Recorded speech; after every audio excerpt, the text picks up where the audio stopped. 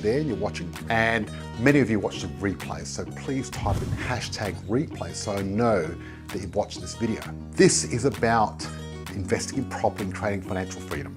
This is for our freedom tribe. So if you want to invest in property, you want to create freedom, you should be watching this, so pay attention. But if you get offended easy and you're a snowflake, I suggest you switch off now because it's probably not for you. My mate George here, he retired at the age of 37 by investing in property. Mate, I feel like I'm with royalty today. I think George is a great mentor because he really does care. The George I know, I met him 3 years ago, he does care. That's why he does his work. So I can talk to you about cash flow and all those things. George is better at that than me. Property guru George Markowski from Positive Property Solution joins us now. George, good morning to you. How are you, George?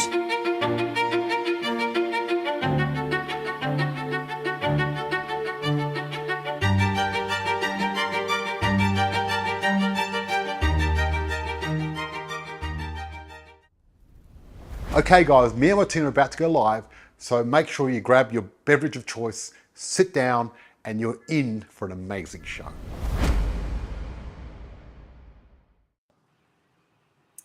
Hello, freedom fighters. Welcome to tonight's Facebook Live. I have an amazing guest speaker tonight. I have Adrian. He's our tax specialist and land tax specialist amongst many different things. And tonight we're going to discuss land tax changes that could cost you millions. So if you can hear me loud and clear, I'd love it if you can just type in the chat G to G, good to go, so that I know that you can hear us loud and clear. If you are watching tonight's session live, hashtag live. And if you are watching the replay, hashtag replay. So Adrian, over to you. Tell us about these new land tax changes and how we could save money on it or how it could cost us. Right. So in particular, we're looking at land tax changes in Victoria. And there's been some temporary land tax surcharge introduced, apparently about the COVID-19 debt to repay all of the money that the Victorian government has wasted. And another one. We're going to pay for what happened during COVID. Yeah, but what I find funny about this is that this is a temporary land tax surcharge. Now, I'm going to play a little bit of tax trivia with people. So forgive me if this is either the most boring or perhaps the most interesting thing that you've done, but tax trivia. So I'd like people to play at home and make some comments. And I'd like you to tell me which Australian tax, this is not an obscure one as well, this is an Australian tax, was introduced as a temporary measure, so tell me which tax and when was it introduced. All right, open the floor for comments. Please also Any comments? if you've got questions, type in the chat your questions so that we can get those answered. And the relevance of this is like if we look at history, we can see what's happened in the past and look to see what might happen in the future. And so we have this temporary land tax surcharge in Victoria, and can we trust the government? Who out there trusts the government that this will be temporary and they will get rid of this? And so once we get to the answer of this, there's a very famous Australian tax. This is not obscure. This is not like mineral rent resource tax. This is not. This is something that's common that everyone knows, and it was introduced as a temporary measure. So do we have any comments? We do. We've got the Murray River Levy. We've also got the Murray River Levy. I like that. I'd like to say, can we think bigger? 283 super tax. 283 super tax. Yeah. Let's go bigger. I want to go bigger. Something. This is not a small tax. It's not an obscure tax, but this was a tax that was promised to be a temporary measure. I don't think we have any other comments. Don't have any other comments. Okay. So We're going. So it's actually income tax. Income tax. Income tax in Australia. Think of that. Yeah, income tax. So the up to 47.5% that you're paying out of your salary, that was introduced as a temporary measure. Now, okay, when was it introduced? Can anyone guess? I mean, you could Google it, but Well, we've got a comment here. That old chestnut. We've got another stamp duty is another one that's being put stamp up. duty. Stamp duty. No, stamp duty's been around for a long time, and was not supposed to be a temporary measure.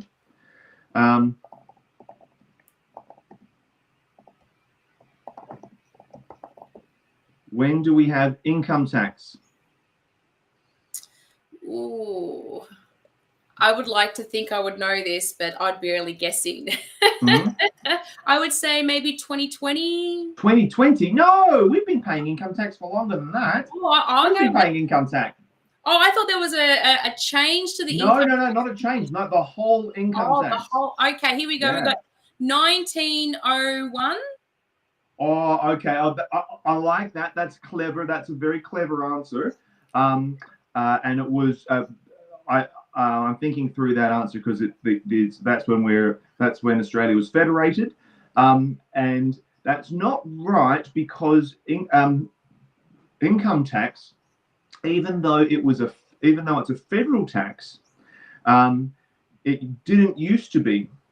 So you see, what happens is the taxing powers are actually held by the states, and actually under the Constitution, the states have the right to levy income tax.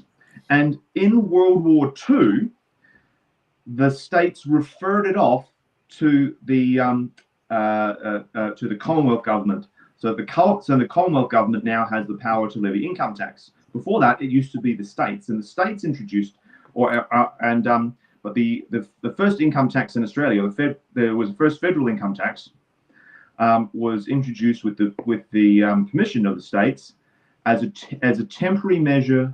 When? So we've got one comment from Scott, 1884. We have another one that says late 1800s. Sorry, you've just come up as a Facebook user. I like that. So, now we're a bit too early, but these are good answers, and that makes a lot of sense. Federal income tax was introduced as a temporary wartime measure. 1915. Who's got that? 1915. That's Scott. That's our Great Scott. work, Scott. Bam. That's like 10 points to Scott. 10 points to Gryffindor. Good work, Scott. 1915. Temporary wartime measure, 3%. And everyone thought, wow, that's a lot. 3% of my income I'm going to pay in tax. That's so crazy. Amazing. And now we pay 47%. Wow. Now, so based on that history, 100 years of history, we might expect that a temporary tax is probably not that temporary. So, because once the government starts receiving that money, they're going to keep it. So that's my first piece of skepticism. Now, what's happened in Victoria is they have reduced the land tax threshold from $300,000 to $50,000. Let me just explain what that means. So, in every state, land tax kicks in at a threshold. So, now, in South Australia, it's 25. Or in certain circumstances, it's 25,000, or otherwise it's 350, 360,000. It changes across each state. But the idea is that a small piece of land is exempt, and taxes are progressive, and so the just like our income tax, the higher income you're making, the higher rate of tax there is. That's right. Now what they have done in Victoria is they have slightly increased the maximum rate by 0.1%. But then they have reduced the threshold, and and so you'll start paying land tax even with $50,000 worth of property. Now, something that's interesting about this from a practical perspective is that actually, I had a client the other day who has a very expensive apartment and a premier, apartment at the top of the building, and I got their land tax bill, and it was $500. I was like, what's happened? Is there a mistake there? And I look at the land value of this apartment, it was $50,000. And because on this massive tower, or the bit of land that they have is this tiny little piece. Now, so what that means, so the way land tax is calculated is it's not taxed on the entire value of the property, it's taxed on the value of the land. And that's a little bit weird, because what they do is, what the government does is tries to calculate how much your property, your house would be worth if there was no house on there. So if all the improvements are removed, the house, the garage, the trees, everything was knocked down, and you're just taxed on the value of the land. Now that's kind of a difficult thing for them to calculate, because there's lots of sales of houses and apartments and units and so on, but far fewer sales of vacant land. That's right. Now, so there are calculation problems, and so often the value of the land can be problematic. But what happens is they'll calculate this value of the land, and so you're assessed on that. So you might have a $500,000, you might have purchased a property for $500,000, but it could be that the house on that is worth $300 and the land is worth $200. Now, in most states, you'll have an exemption for your principal place of residence. And so I'm going to ask that. Is this just for investors, or is this just for occupiers as well? Like, is it for both or just one? So it hits land tax is primarily charged upon investors. Mm-hmm. So all those holiday houses that Melbourne's have, investment properties or second, third properties in Melbourne, look out. Yeah. Well, what the governments are hitting is aspirational, aspirational investors. People who have 1, 2, 5, 10, 20. You know what? If you own a shopping centre, this won't really change your land tax. Right. Like if you own $100 million worth of property, it'll be a little bit more. But because it's not changing the headline rate, or it's changing the headline rate by 0.1%. Got it. So just a quick question on that. So if you're an investor living in Melbourne, is this land tax only for properties that you own in Melbourne or in Victoria, or could this extend to properties you have interstate because you live in Melbourne? It's based just on the properties that are in Victoria. Yes. So I'm like, woo! I'm so blessed that my property portfolio is interstate right now and not in-state. It's not a bad idea from a land tax perspective to have a portfolio across around states. Now, let me just I'll come to the reason why, but the way this surcharge works is, let's say you had a property that's worth $500,000 and it's got $300,000 worth of house and then $200,000 worth of land. Now, previously, this investment property, you wouldn't pay tax on there because it's below the land tax threshold of $300,000. Now, you're going to pay tax. You're going to pay $1,000, $975 tax a year on that $200,000 piece of land in a $500,000 property. Now, so that's going from $0 to $1,000 approximately. Like that's a big whack. It is a big whack. I mean, is there any way we can save money somehow, or is there any loopholes around this new land tax? Yeah, well, Those one that of are the, in Melbourne, because I'm conscious that we've got about 5 minutes left, Adrian, before we're going to head off to our next private group for our members. But is there anything that we can do to save money? well, so in what you should be doing to saving money with your land taxes, you should be planning these out before your purchases. Land tax changes and it moves slowly. It changes and it does move, but it moves slowly. So you can, predict what's going to happen and how much you're going to be taxed. And particularly when you go to buy your second, third, fourth, fifth property and so on, you need to be conscious of land tax, because the more properties you have, the higher rates that you pay. Yes. So if you're, so suddenly you might have one property that's got, no land tax, like it's below the threshold, and then you purchase your second, and then the value of those two are added together if you purchased it in your name or the same name as your first property. So what might happen is when you get to your second, third, fourth properties, you want to be calculating how much land tax there's going to be, and then perhaps you want to buy it in a trust, perhaps you want to buy it in your spouse's name or someone else's name, and there isn't a cookie cutter answer because in some states, for example in South Australia, the default answer is going to be you're going to purchase every second, third, every additional property in a different name. Yes. First one for husband, second one for wife, third one perhaps jointly, fourth one maybe in super fund, fifth one, and so on. Going to buy by default in a separate trust.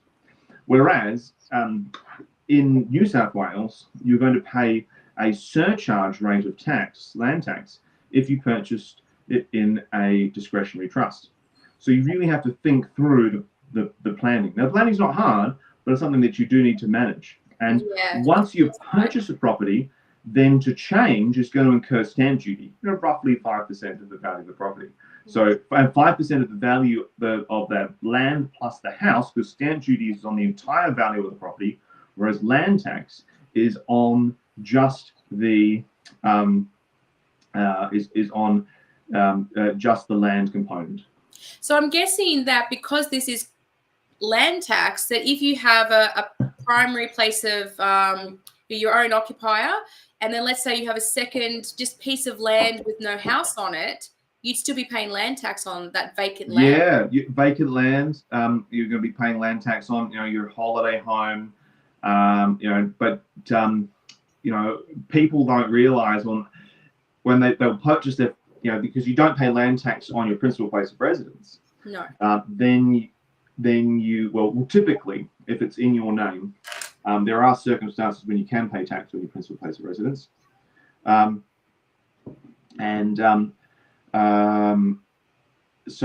when you purchase investment properties, this is a really important thing to consider. And when you start purchasing properties 2, 3, 4, 5, which is where your rate of land tax can go up, that's when you have to really pay attention. Yeah, I can imagine. So Victorians out there, start thinking ahead, start planning, work out the numbers. I mean, are there any other options that?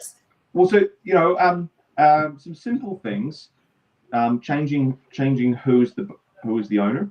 So you have you might have your wife for the first one and the first investment property, and husband for the second one, and then perhaps jointly, depending on the state, you might be able to separate out the properties. Then another thing is purchasing through trusts. Another thing is purchasing through different, in different states, because the value of land in different states is not aggregated. So if you had one property in Victoria, New South Wales, one in Queensland, one in South Australia, one in West Australia, and so on, they're not going to be they're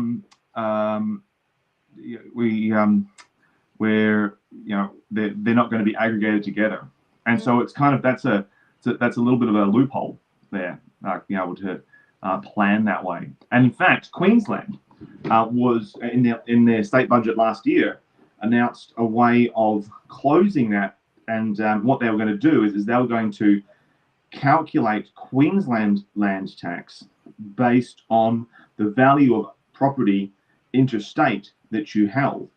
And so then that would go up. Now that was so bad, and they scrapped that, fortunately. Yeah. But we had a win there, guys. Big win. So we're going to wrap up. If you've got any last questions, bring it in, because Adrian is going to jump into our private members group so we can go into this land tax in a lot more detail. I love this comment. Looks like we need George and his team more than ever before. Absolutely. I do know we had one question earlier that I'm just going to bring that up. Somebody wanted to know, are there any agendas in reference to New South Wales with land tax in the future that you know of, or is everything? Yeah, well, so New South Wales budget is in September, so we're not going to hear their budget for another 6 weeks.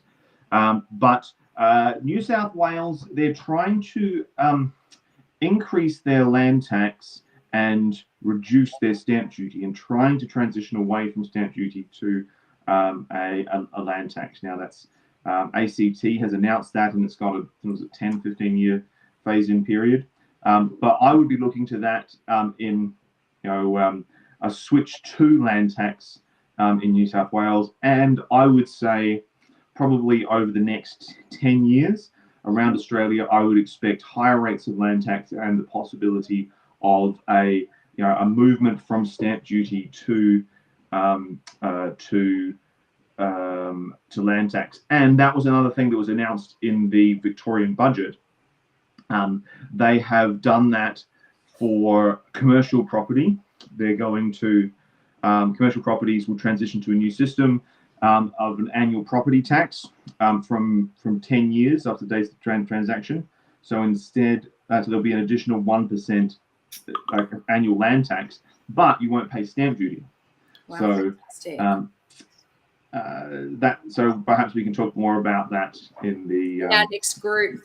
Well, thank you, Facebook freedom fighters out there. Thank you so much for tonight's session. I hope you got some great little nuggets out of that session. Adrian, we've got to get going to our private members group so we can go into a bit more detail. So thank you, everyone. Have an amazing Thursday, and looking forward to next Thursday. All right, Adrian, I'll see you in the SHERP. Cool. Thanks, Charmaine. See ya. Bye.